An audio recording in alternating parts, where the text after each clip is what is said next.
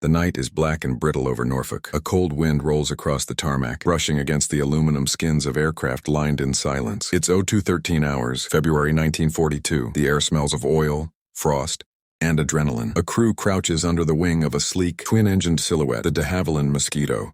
Its wooden fuselage glints faintly under a hooded lantern. Nearby, a ground mechanic, sleeves rolled, cigarette ash glowing in the dark, tightens a final bolt on the Rolls-Royce Merlin 21 engine. His name is George Smudger Smith, an RAF fitter known for bending rules when performance mattered more than paperwork. He leans close to the engine cowling, whispers, "She'll fly now." What he's done is against regulation, a subtle adjustment to the supercharger boost pressure, technically unauthorized but perfectly timed. If the theory holds, the engines will run hotter, faster. If not, they'll seize at altitude. At 02:37, the Mosquito's engines roar awake, twin blurs of light tearing through the night. Within seconds, it's airborne, climbing through fog, vanishing east toward occupied France. Below, Smith stands silent, hands in pockets, watching as the hum fades. He doesn't know it yet, but this small act of defiance will soon make the Mosquito the fastest operational aircraft of World War II.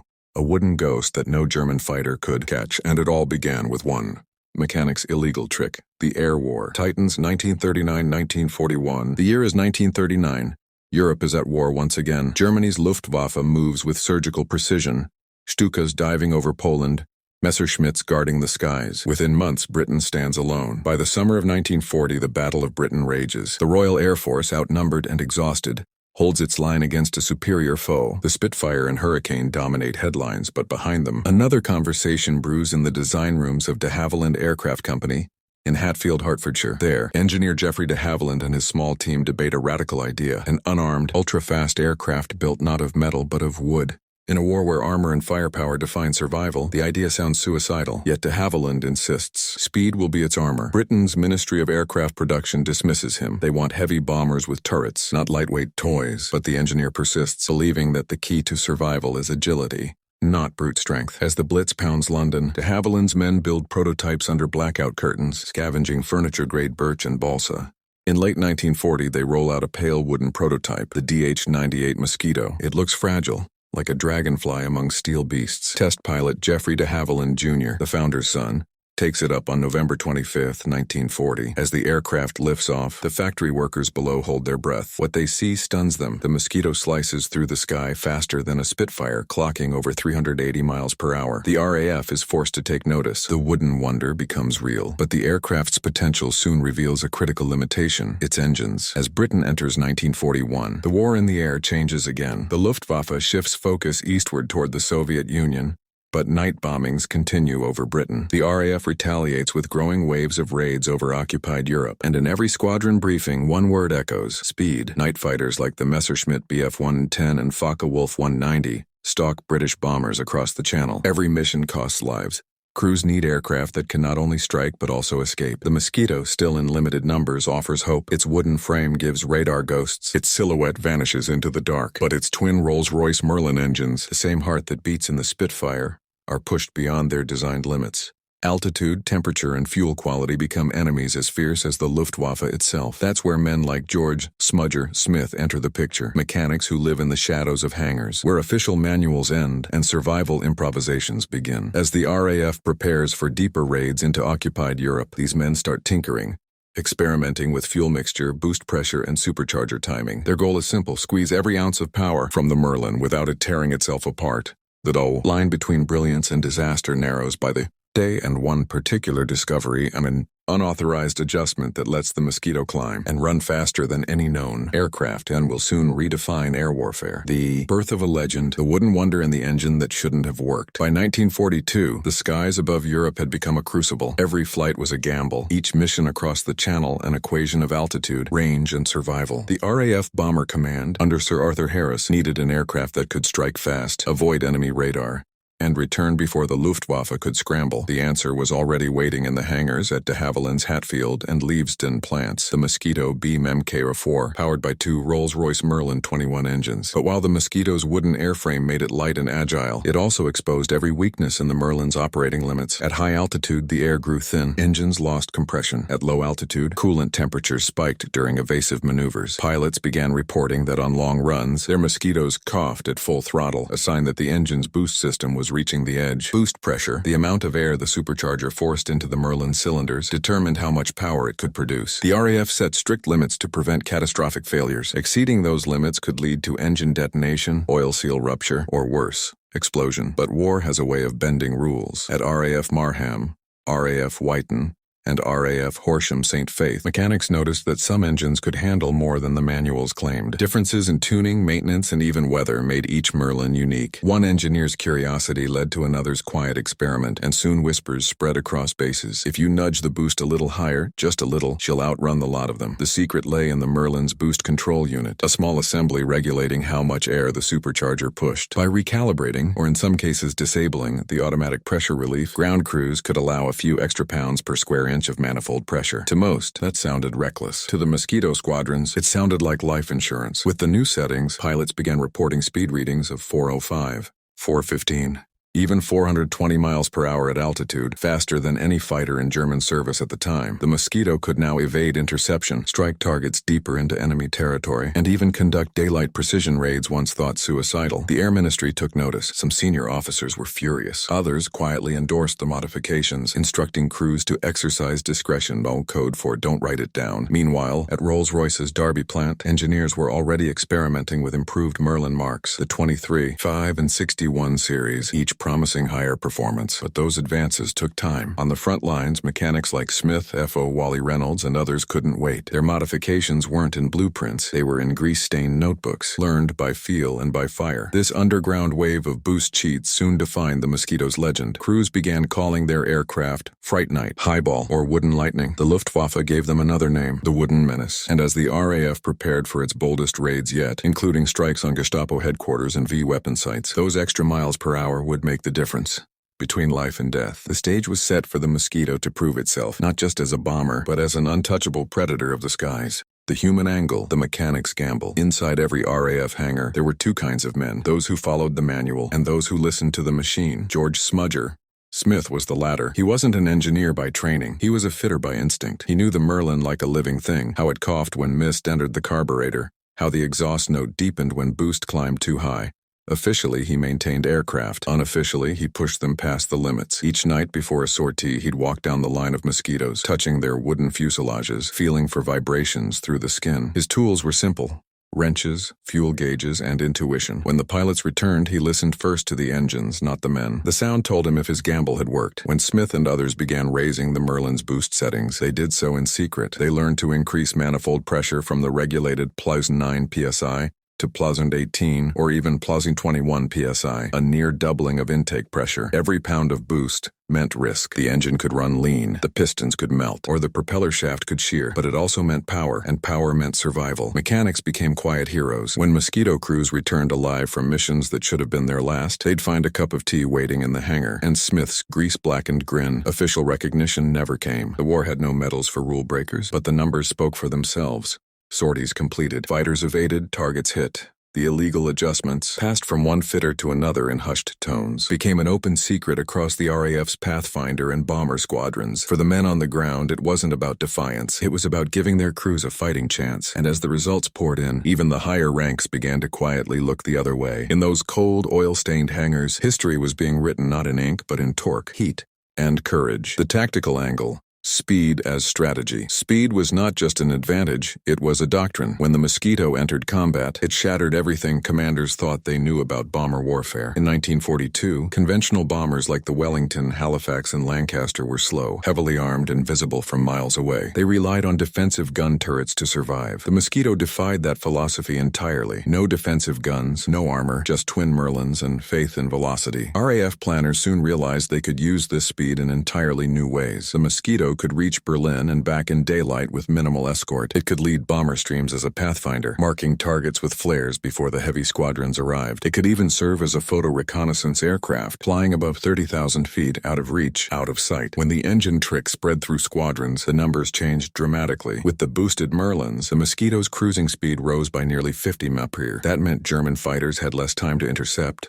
less room to climb, and almost no chance to catch up once a Mosquito broke away. Luftwaffe command was forced to reassign entire interceptor groups to chase these wooden phantoms. By mid-1943, reports flooded in. Mosquito bombers outran pursuit. No contact established. Even the feared Messerschmitt Me-262 jet introduced later could only overtake a Mosquito under perfect conditions and rarely had time to engage. The RAF used this advantage ruthlessly. The Mosquito conducted precision raids on Gestapo headquarters in Oslo, Copenhagen, and Aarhus, often in daylight, skimming rooftops at over 350 mph. Its agility and acceleration, powered by those overboosted Merlins, made it not just fast, but untouchable. Tactics evolved around its capabilities. Squadrons began executing time-to-second strikes, appearing over targets between German radar sweeps, disappearing before flak crews could even react. The Luftwaffe began calling the Mosquito der fliegende Spuk, the flying ghost. The mechanics trick had moved beyond the hangar. It was now shaping Allied air doctrine itself. The technological angle, the Merlin, redefined. The Rolls-Royce Merlin was already a masterpiece before the Mosquito ever flew. Born from pre-war design and relentless refinement, it powered icons, the Spitfire, Hurricane, and Lancaster. But in the Mosquito,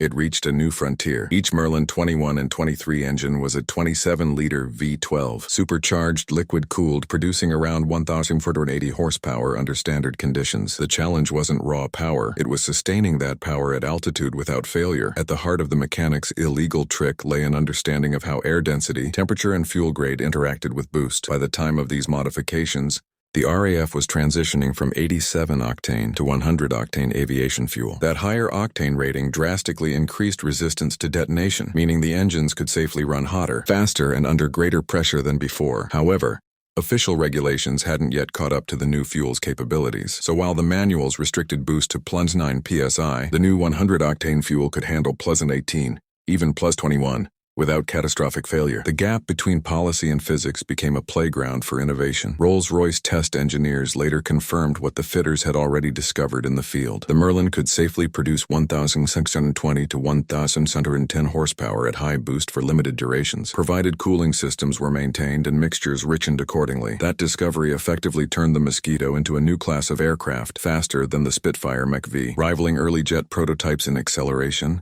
and far beyond the reach of German piston engine fighters. When official trials at Boscombe Down eventually confirmed the results, they codified the change. The new Merlin 25 and 31 variants incorporated reinforced crankshafts, improved superchargers, and boost settings officially raised to match what field mechanics had pioneered months earlier. In a war obsessed with mass production, the Mosquito proved that innovation still began with human intuition, not committees. The leadership angle.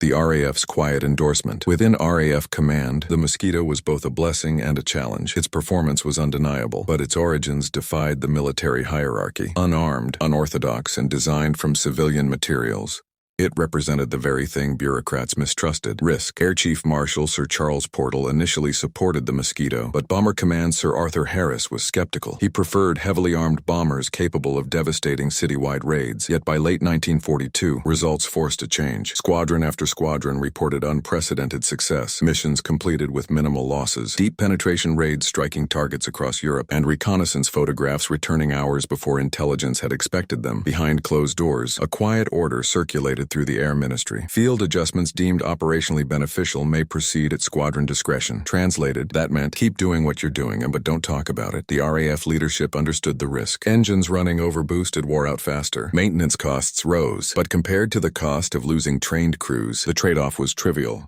The decision signaled a rare wartime pragmatism. Performance mattered more than paperwork. De Havilland's production lines responded by designing future marks of the Mosquito, the FB6, PRNYE, and BXing around those very modifications. The line between field improvisation and official specification vanished completely. By early 1943, the illegal had become doctrine. The enemy angle, Luftwaffe's frustration. To the Luftwaffe, the Mosquito was not just a problem, it was a humiliation. Radar operators tracked them briefly. Blips too fast, too high, and too fleeting to intercept. Fighter pilots complained of chasing phantoms. Their aircraft, redlining as mosquitoes, disappeared into the haze. Intercept records from Jagdgeschwader 1 and Jagdgeschwader 26 show dozens of failed pursuits where fuel ran low long before contact. The BF 109G and FW-190A, Germany's frontline interceptors, could reach 400 mph, but only in short bursts and only below 20,000 feet. The Mosquito's overboosted Merlins, however, maintained 410-420 mph at 25,000 feet. That altitude advantage made it nearly untouchable. Luftwaffe Command diverted resources, deploying night fighter variants like the Bf-110F4 and Ju-88C6 equipped with radar to counter the Mosquito's night raids.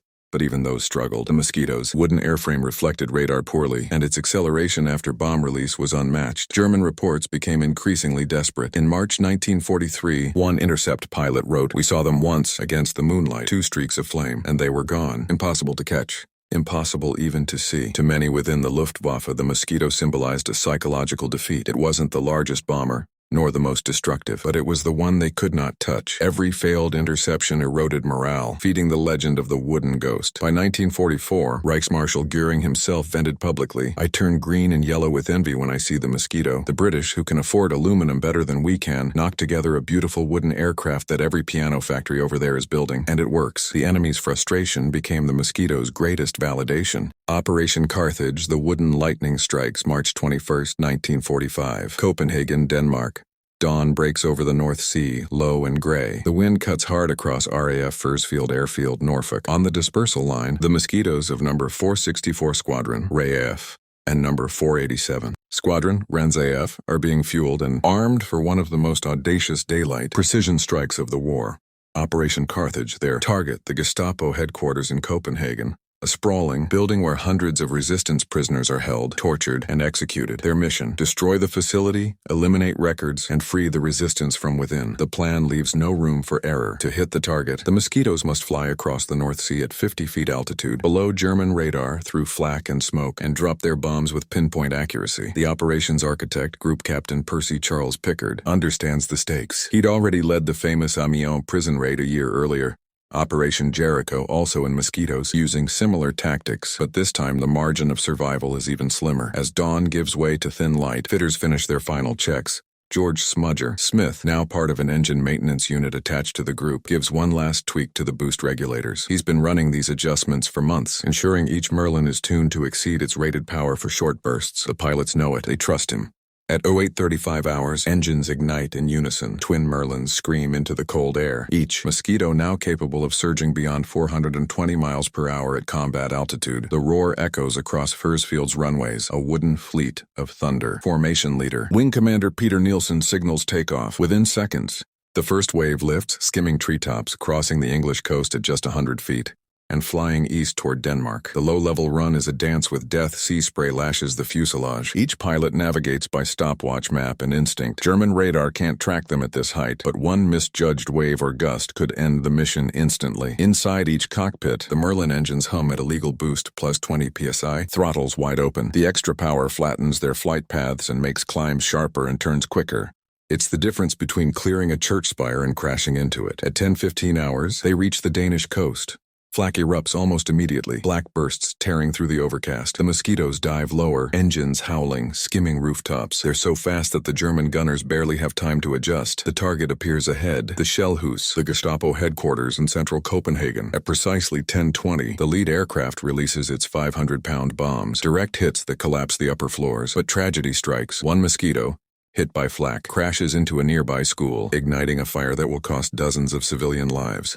Still, the mission continues. The following waves deliver their payloads with brutal accuracy. Within minutes, the Gestapo building is burning, prisoners escaping into the streets below. By 10:27, the operation is complete. The surviving Mosquitoes pull up and head for home, engines at full boost, pushing 430 mph as they climb out over the city. German fighters scramble too late. The wooden lightnings vanish into the cloud cover before pursuit can even form. Operation Carthage will go down as one of the most daring precision strikes of the war, executed with near-impossible accuracy and powered by the very modifications once deemed forbidden. Those illegal boost adjustments, tested in quiet hangars, had given the Mosquito just enough speed and climb rate to make the impossible possible. And yet, Operation Carthage was not the first time the Mosquito defied physics. Nor would it be the last. Just a year earlier, the same secret tuning had changed the course of another legendary raid, one that stunned even the Luftwaffe's highest command. Operation Jericho, breaking Amiens, February 18, 1944, northern France, 11 hours. Low clouds hang like smoke over the snow-covered fields outside Amiens. Inside the town's prison, Gestapo guards patrol nervously. The walls hold over 700 prisoners, many condemned resistance fighters. Unbeknownst to them, 19 Mosquitoes from No. 464, Squadron RF and No. 487 Squadron RNZAF are racing toward them at treetop height. The operation's codename, Jericho. The mission, blast open the prison walls and cell blocks, giving French resistance prisoners a chance to escape before execution. The plan, once again, depends entirely on speed and precision, and on the daring of one man leading the attack. Group Captain Percy Charles Pickard, flying Mosquito HX-922, call sign EGF. Pickard knows the risk. The Mosquitoes must cross the channel in daylight at just 50 feet altitude under heavy flak with no escorts. German radar will spot them the moment they climb to bomb height. Their only defense? Outrun everything. At 10:57 hours, the formation skims the Somme River, flying so low that their propellers carve ripples in the water. Each engine runs at overboost, thanks to quiet modifications made by ground crews weeks earlier, pushing manifold pressure beyond plus 18 psi. The engines run hotter than safe limits. Coolant gauges flirting with the red zone, but the payoff is immediate. The Mosquitoes move like lightning, clocking 405 miles per hour on approach. Observers on the ground recall the moment, a blur of silver-gray aircraft streaking through fog, so fast that by the time anti-aircraft guns opened fire, the bombers were already gone. At 11:30, the first wave strikes. 2 Mosquitoes dive toward the prison's outer wall at just 50 feet, bombs releasing at almost suicidal proximity. The explosions blow massive holes through the perimeter. The walls shatter, the guard towers crumble. Seconds later, the second wave comes in, direct hits on the administration block and the main cell complex. Prisoners pour into the yard, dazed, some wounded, but free. German gunners recover too late. Flak erupts across the town, filling the sky with black smoke. The Mosquitoes weave through it, throttles wide open. Engines screaming at forbidden boost levels. Pickard circles once to assess the damage. The prison lies in ruins. Mission achieved. As he turns to climb out, a burst of cannon fire from a pursuing FW-190 tears through his aircraft. His Mosquito crashes near St. Grandchamp. He and his navigator, Flight Lieutenant Alan Broadley, are killed instantly. The survivors streak home over the channel low and fast, carrying with them the news that the walls of Amiens have fallen. The mission stuns both sides. To the Allies, it is proof that precision, not just destruction, can win wars. To the Germans, it is a nightmare, proof that nowhere is safe, that Allied aircraft can appear from nowhere, strike with surgical accuracy, and vanish before fighters can even be scrambled. The aftermath photographs tell the truth. 3 walls of the Amiens prison destroyed, key cell blocks shattered, 255 prisoners escaping, and more than half the German guards killed or wounded. In the chaos, one factor stands out in every debrief report: speed. Had the Mosquitoes been just 20 miles per hour slower, the flak batteries would have shredded them before bomb release. That margin, that slender thread of survival, came directly from the engines, from the unauthorized boost, from the hands of mechanics who refused to obey the limits. Their invisible fingerprints were on every successful escape. Every blurred photograph of a Mosquito diving into impossible danger. And so, by 1944, the illegal trick was no longer a rumor. It was doctrine. Every new Mosquito was delivered tuned to the higher boost parameters, its very engines now officially capable of what had once been forbidden. In less than 2 years, an act of mechanical rebellion had rewritten air combat itself. The wooden aircraft, born from desperation and defiance, had now become the most feared Allied bomber of the war. But the story didn't end with triumph. It continued into a quieter, more complex aftermath, one measured not in heroism, but in consequences, loss, and transformation. The results: speed, survival, and the shadow of innovation. When the reports from Amiens and Copenhagen reached Bomber Command headquarters, disbelief turned to awe. Missions once considered suicidal had succeeded with precision unseen in the war so far. But beyond the headlines, a quiet revolution had taken root in every airfield that operated the Mosquito. By mid-1944, the aircraft's boosted Merlin engines had transformed from a field modification into an officially sanctioned standard. The RAF now openly referred to combat boost, AGE, regulated temporary overboost setting of plus 18 to plus 25 psi, depending on the Merlin mark. In engineering terms, the mechanics trick had been legitimized. The results were measurable. Loss rates for Mosquito bomber and reconnaissance squadrons were the lowest of any aircraft in bomber command, barely 1% per mission, compared to 5-8% for the 4-engine heavies. Its average sortie time was shorter, its accuracy higher, and its crew survival unmatched. From 1942 to 1945, Mosquitoes flew over 28,000 sorties, dropping more than 23,000 tons of bombs, photographing nearly every major German city, and conducting strikes from Norway to the Balkans. They achieved all this while carrying just 2 crewmen, pilot and navigator, protected not by armor, but by velocity. In post-raid debriefs, pilots spoke with reverence of their engines. They described how the aircraft pulled like a train when the boost was opened and how the sound changed pitch, a deep, steady growl that meant life. Many credited those extra few pounds of pressure for the difference between returning home or vanishing into the channel. At Rolls-Royce's Derby facility, engineers began studying the combat data. They discovered that the fitter's field modifications had not only improved output but also inadvertently